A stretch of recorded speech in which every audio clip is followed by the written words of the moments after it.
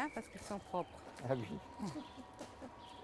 Une de mes tâches à France Terre d'Asile, c'était de prospecter toute la France pour trouver des lieux d'accueil. En 72, je crois, en 73 plutôt, on avait obtenu du gouvernement un changement de régime, c'est-à-dire qu'on avait la possibilité d'accueillir les réfugiés pendant 6 mois dans un centre d'accueil. Ils étaient logés et nourris en attendant qu'ils trouvent du travail, qu'ils apprennent le français, etc. En plus de cet accueil, ils avaient droit à un argent de poche. Je ne sais pas à combien ils se levaient, 5 francs par jour ou quelque chose comme ça, ouais. Je crois. Et des troupes, et des cigarettes troupes. Et des cigarettes troupes, c'est ça, oui. On avait la liste, la police des frontières nous donnait la liste des gens qui étaient dans l'avion. Et on avait le droit d'aller les chercher presque à la sortie de l'avion. Et puis à ce moment-là, il fallait vite les caser, les disperser dans différents centres. Ah, moi, je me souviens de l'arrivée, bien sûr. Je me souviens de Maurice encore. Hein. C'était un monsieur qui nous accueillait, que je ne savais pas. Il ne savait pas un mot d'espagnol. Oui. Et très organisé. Moi, c'était assez impressionnant parce que je viens d'un pays où les choses ne sont pas organisées. Lui, il avait des listes et tout était organisé. On avait prévu donc le foyer de Bobigny. Alors, on a embarqué tout le monde dans un autocar et on est parti. Bobigny, il y a 35 ans, c'était hiver total, un froid terrible. Oui. Et c'était en pleine construction, de la boue partout, c'était une tristesse. Le foyer, c'était une tour immense. Moi, je l'avais au milieu de rien, que de la boue et des choses. C'était une ville en construction. Je ne me souviens pas de ça. Ah, c'était mais horrible, horrible. La chambre, je me souviens, je ne sais pas si le minimum, mais moi, je pense qu'on était dans 6 mètres carrés. Et donc, on n'avait rien, pas d'affaires, rien. Et tout de suite, la première chose à faire, c'était donner la chambre et après aller à une pièce où tout était aménagé sur des cintres et c'était les gens qui avaient donné des vêtements. C'était le secours populaire, je crois. Oui, et donc tu prenais à peu près ce qui t'allait et tu t'habillais pour oui, c'était la première démarche à faire. Je m'en souviens bien parce que on faisait partie de ceux qui leur ouvrions les portes, essayions de trouver une place dans le foyer de jeunes travailleurs, une place dans un logement HLM, un boulot. Donc une certaine indépendance et un lieu de vie et de pratique de leur vie culturelle aussi. Et c'était important parce que il n'y avait pas de demande de quelque chose en retour. C'était vraiment accueillir pour dire vous pouvez souffler.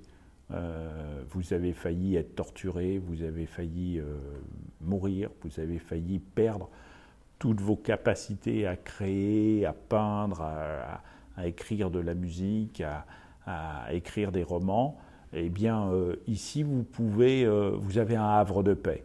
Développez-vous et puis avec l'idée que peut-être un jour vous nous quitterez pour retourner au Chili. Nous on venait pour repartir très vite. Je pense que si on avait su qu'on allait rester 35 ans, je crois qu'on aurait tous pleuré très vite. On venait, on n'a pas pris beaucoup d'affaires d'ailleurs, on en prenait un petit peu, histoire que le coup d'État se passe et qu'on revienne dans notre pays. On était tous dans un exil de très courte durée, c'est-à-dire on venait parce qu'on nous avait expulsés et qu'à la place de mourir, il fallait préférer ça, mais très vite nous organiser pour le retour. C'était ça l'objectif. Moi j'ai trouvé du travail, 2 jours après, j'étais dans une usine à Bobigny, en train de décharger des camions. C'était à ma tâche, c'était une usine de graines. Je pense qu'elle est encore là, et donc je déchargeais des camions, et je chargeais des camions. Et moi j'ai décidé de partir au sud de la France, et j'ai habité à Nîmes 3 mois. Bon, et comme j'avais déjà une expérience des chantiers, j'étais ouvrier des chantiers, surtout dans les béton armés. Bon, là-bas, c'était pas compliqué, j'ai travaillé avec un maçon espagnol, ex-républicain. J'étais, comme on dit, un officiel. Et puis on faisait la restauration des façades des maisons, construction des maisons, tout ça. J'étais pas un bon ouvrier, je reconnais. C'était pas ma tasse d'été, quoi. C'était vraiment mauvais, quoi. J'ai eu la possibilité, parce que la vie était comme ça, d'autres ont fait différemment, d'embaucher 5 ou 6 Chiliens qui faisaient des carreaux, qui montaient à l'échelle, qui faisaient des carreaux. Vous vous rendez compte de la transformation de vie pour quelqu'un qui se trouvait responsable du secteur culturel d'une région chilienne, par exemple, venir et à qui on dit, bah, vous voyez, il y a une raclette, une éponge, et puis vous allez me nettoyer les carreaux de l'école. C'est quelque chose d'extraordinaire à vivre dans tous les sens du terme. Donc ils ont fait, ils s'y prêtaient de bonne grâce, et je crois qu'ils n'avaient pas vraiment le choix, de façon à ce que ce travail génère des papiers, génère une paye, et puis ensuite, petit à petit, le temps passant, ils ont retrouvé un certain nombre de métiers qui correspondaient à leurs capacités, et soit dans le milieu artistique, soit dans le milieu économique, ils se sont replacés, mais cela a demandé beaucoup de temps et beaucoup d'efforts. Ce qui était urgent de trouver, c'était du logement, de l'habitation, du travail, parce que le travail permettait d'avoir des papiers. Donc, qui disait du papier, ces papiers, du travail, c'était immédiatement une vie économique qui redémarrait, une vie sociale qui redémarrait. Et en attendant, il fallait permettre à ces gens-là de vivre, simplement de vivre et de survivre, quoi, hein. La vie de l'exilé telle que moi je l'ai vue était compliquée parce que c'était souvent, en tous les cas dans le groupe qui est venu sur Bondy, des intellectuels, des gens qui avaient une habitude de débat, de vie qui n'était pas une vie ouvrière. Ce n'étaient pas des ouvriers qui venaient, des paysans, qui auraient pu retrouver dans la tâche de tous les jours quelque chose. C'était des gens très engagés puisqu'ils étaient partis, puisqu'ils risquaient leur vie. Mais à la fois, il y avait un problème, on ne pouvait pas étudier. Et moi, déjà 4-5 ans au Chili, sans pouvoir étudier, un ancien étudiant, et qui la connaissance importante, moi j'ai rendu compte que la seule possibilité d'étudier, c'était venir à Paris. Parce qu'il ne faut pas oublier que dans les années 77, 18, on pouvait à la fac, il y avait des cours de soir. Et au bout de 6 mois, on m'a proposé un travail fixe au journal Le Monde, au service des abonnements. Donc c'est là que j'ai travaillé pendant 5 ans. Ça m'a permis de travailler, de faire mes études. Parce que ça, c'était quelque chose qu'on nous avait dit en France. Quand on est arrivé, continuez vos études, continuez vos études.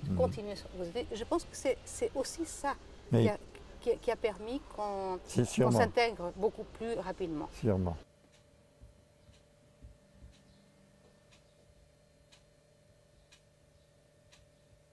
Donc, je suis allé à Paris 8 et j'ai parlé avec la secrétaire du département des sciences de l'éducation. Et il m'a dit, écoute, on ne peut pas embaucher quelqu'un tout de suite, mais pour la prochaine rentrée, oui, pour le deuxième semestre. Mais Debové m'a dit que je peux t'inclure dans une équipe de recherche. Donc j'ai commencé à travailler à l'université dans une équipe de recherche. Moi, j'étais en train de faire une thèse entre à moitié urbanisme et éducation. Donc l'idée, c'était l'implantation universitaire. Quelle université pour quelle population? Et à Champigny-sur-Marne, en Val-de-Marne, j'ai eu la possibilité de m'intégrer tranquillement, de travailler normalement. Mes enfants s'intègrent dans la cité française, dans les écoles de la cité, quoi. On est dans la cité des Boulerots, là, en train de partager avec les gens la réalité du quotidien des Français. Et quand je suis venu à Sévran, ce n'était pas forcément pour avoir un boulot et pour avoir un HLM ou une maison. Et moi, je suis plutôt venu pour un engagement politique sur les terrains concrets et des réflexions d'action des gauches, quoi. Moi, jamais j'ai voulu être élu au maire adjoint, je ne sais pas quoi. Parce que ce n'est pas là ma place. Il faut que chacun soit lucide. Chacun soit un truc, chacun sa place. On n'est plus mal compris, on a des amis, des ennemis, on aime ou pas aimer. Ça, ce n'est pas un problème. Mais moi, j'ai pensé qu'à l'époque, ma place, c'était dans les quartiers difficiles pour bien saisir qu'est-ce qui s'est passé au niveau de la population. Tu vois ce que je veux dire? Parce qu'en fait, à Sévran, il n'y avait pas un projet social. Il fallait saisir comment construire un projet social pour les marier avec un projet urbain. Et dans les projets politiques que nous on avait, on voulait avancer dans ce sens-là, pour trouver des réponses, même si on n'avait pas les moyens, parce que c'est vraiment une ville pauvre, au moins d'éclairer où on était, qu'est-ce qu'on était et qu'est-ce qu'on pouvait faire concrètement. Et les limites qu'on avait pour faire ça. Et c'est là que je rentre dans l'épaulement de la municipalité.